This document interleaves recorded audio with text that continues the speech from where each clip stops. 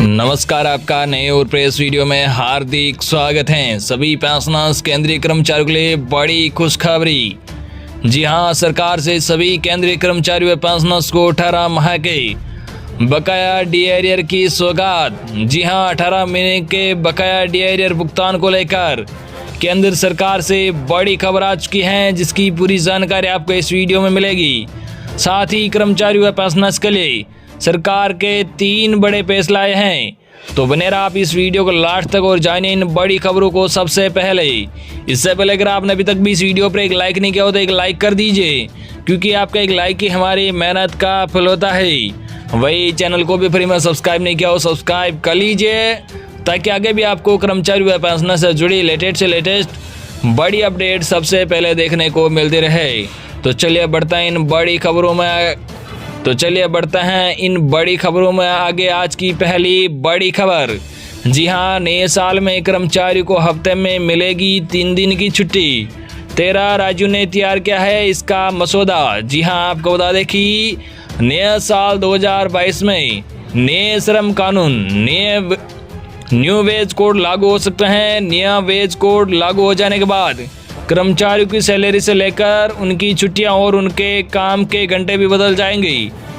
New labour code के मुताबिक हफ्ते में केवल 4 दिन ही काम करना होगा और 3 दिन की छुट्टी मिलेगी। लेकिन न्यू लेबर कोड के मुताबिक 8 घंटे के बजाय हर रोज 12 घंटे काम करना होगा। हालांकि श्रम मंत्रालय ने यह पूरी तरह से स्पष्ट कर दिया है कि हर हफ्ते 48 घंटे काम करने का नियम लागू होगा। नए वेज कोड में पहले का नियम भी लागू रहेगा। नया वेज कोड लागू होने के बाद ऐसा नहीं होगा कि पहले का नियम पूरी तरह से खत्म हो जाएगा। यह सुविधा के मुताबिक जारी रहेगा। जो 8 घंटे काम करना चाहते हैं उनके लिए हफ्ते में 1 दिन का ही अवकाश मिलेगा।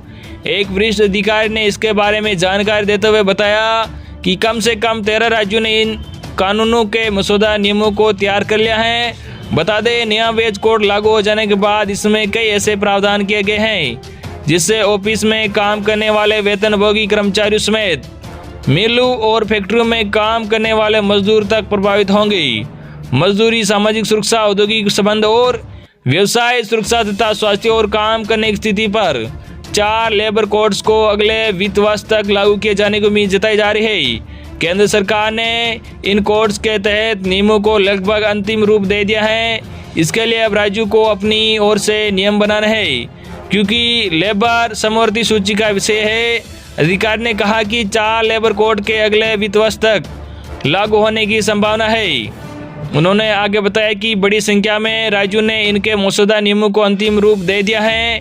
केंद्र ने फरवरी 2021 में इन संहिता के मौजूदा नियमों को अंतिम रूप देने की प्रक्रिया पूरी कर ली थी, लेकिन लेबर के समवर्ती सूची का विषय होने की वजह से केंद्र सरकार इसको राज्यों के साथ लागू करना चाहती है। बता दें कि केंद्रीय श्रम मंत्री भूपेंद्र यादव ने पिछले हफ्ते की शुरुआत में राज्यसभा में पूछे गए एक सवाल के जवाब में कहा था कि व्यावसायिक सुरक्षा, स्वास्थ्य और काम करने की स्थिति पर लेबर कोड के मसौदा नियमों को कम से कम 13 राज्य तैयार कर चुके हैं। इसके अलावा 24 राज्यों और केंद्र शासित प्रदेश ने मजदूरी पर लेबर कोड्स के मसौदा नियमों को तैयार कर लिया है। इंडस्ट्रियल रिलेशंस कोड के मसौदा नियमों को 20 राज्यों ने और सामाजिक सुरक्षा संहिता के मसौदा नियमों को 18 राज्यों ने तैयार कर लिया है। बढ़ेगा पीएफ और घटेगी टेक होम सैलरी। जी हां, जानकारों का मानना है कि नए कानून से कर्मचारियों के मूल वेतन और प्रोविडेंट फंड की गणना के तरीके में बड़ा बदलाव आएगा। इससे एक तरफ कर्मचारियों को पीएफ खाते में हर महीने योगदान बढ़ जाएगा, लेकिन टेक होम सैलरी घट जाएगी। नए वेज कोड में भत्तों को 50% पर सीमित कर दिया गया है। इससे कर्मचारियों के कुल वेतन का 50% मूल वेतन हो जाएगा। पीएफ की गणना मूल वेतन के प्रतिशत के आधार पर की जाती है, जिसमें मूल वेतन और महंगाई भत्ता शामिल रहता है। अगर किसी कर्मचारी का वेतन 50,000 रुपये प्रति माह है तो उसका मूल वेतन 25,000 रुपये हो जाएगा और बाकी के 25,000 रुपये में भत्ते शामिल होंगे। मूल वेतन बढ़ने से कर्मचारी की ओर से पीएफ ज्यादा कटेगा और कंपनी का अंशदान भी बढ़ेगा। वही अगली बड़ी खबर। जी हां, आपको बता दें कि कर्मचारी को न्यू ईयर से पहले मिली खुशखबरी। सरकार ने किया है नए वेतनमान का ऐलान। जी हां, आपको बता दें केंद्र सरकार के कर्मचारियों को इस साल कई बेनिफिट्स मिले हैं। इसके बाद अब राज्य सरकार भी अपने कर्मचारियों की सैलरी में बढ़ोतरी कर रही है। इसी क्रम में हिमाचल प्रदेश सरकार ने अपने कर्मचारियों के लिए छठे वेतन आयोग के तहत नए वेतनमान का ऐलान किया है। सरकार के एक आधिकारिक प्रवक्ता ने यह जानकारी दी है।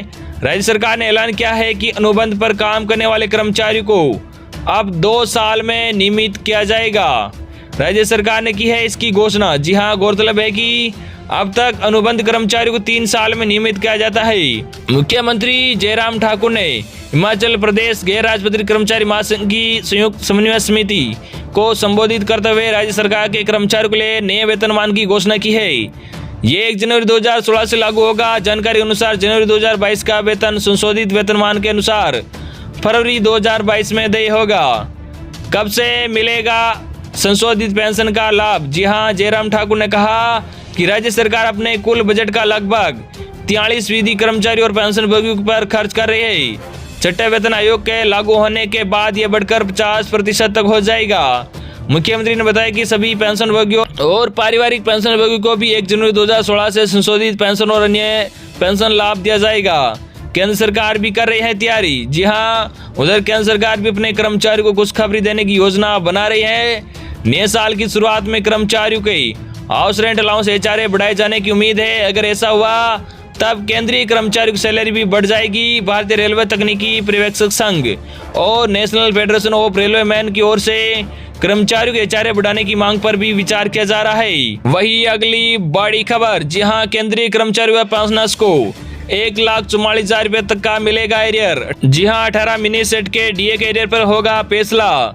जी हां, आपको बता दें केंद्रीय कर्मचारियों व पेंशनर्स का जुलाई में महंगाई भत्ता DADR बढ़ाया गया, लेकिन ये तोहफा जरा अधूरा रहा। कर्मचारियों को जनवरी 2020 से जून 2021 तक रुके महंगाई भत्ता DNS अलाउंस का एरियर नहीं मिला। 18 महीने का एरियर बकाया है। हालांकि खबर आई है कि कैबिनेट सेक्रेटरी के साथ दिसंबर अंत में बैठक हो सकती है और उसमें एरियर के मुद्दे पर बैठक होगी। कर्मचारी यूनियन और पेंशनर्स कर रहे हैं इसकी मांग। जी हां, आपको बता दें कि DA का ऐलान होने के बाद केंद्रीय कर्मचारी यूनियन लगातार एरियर की डिमांड कर रहे हैं। खबर है कि पेंशनर्स ने भी DNS रिलीफ के एरियर को लेकर मांग उठाई है। PM मोदी इस मामले को सुलझा सकते हैं। पेंशनर्स ने उनको चिट्ठी लिखकर मामले में हस्तक्षेप की मांग भी की थी। DA एरियर का आएगा मोटा पैसा। जी हां, national council of JCM, department of personal and training DOPT और वित्त मंत्रालय के बीच एरियर पर बातचीत हुई। हालांकि कोई ठोस जवाब नहीं मिला। कर्मचारी अभी भी डिमांड पर अड़े हैं और सरकार से बातचीत चल रही है। अगर केंद्रीय कर्मचारियों को 7 वेतन आयोग के तहत DA एरियर का बकाया मिलता है तो ये काफी बड़ी रकम होगी। 2 लाख से ज्यादा है एरियर की रकम। जी हाँ, लेवल 1 के कर्मचारी का DA एरियर 11,880 रुपए से लेकर 37,554 रुपए के बीच बनता है। वही लेवल 13 या लेवल 14 के लिए कैलकुलेशन की जाएगी तो एक कर्मचारी के हाथ में DA का एरियर 1,44,200 रुपए से लेकर 2,18,200 रुपए का भुगतान किया जाएगा। तो ये थी आज की लेटेस्ट और बड़ी खबरें जो हमने आप तक पूछे हैं। आई होप कि आपको ये खबरें जानकर अच्छा लगा होगा। इस वीडियो पर ज़्यादा से ज़्यादा लाइक और इस वीडियो को ज़्यादा से ज़्यादा आपके मिलने वाले साथियों तक जरूर शेयर करना ताकि उन तक भी आज की लेटेस्ट और बड़ी खबरें पूछ के। धन्यवाद।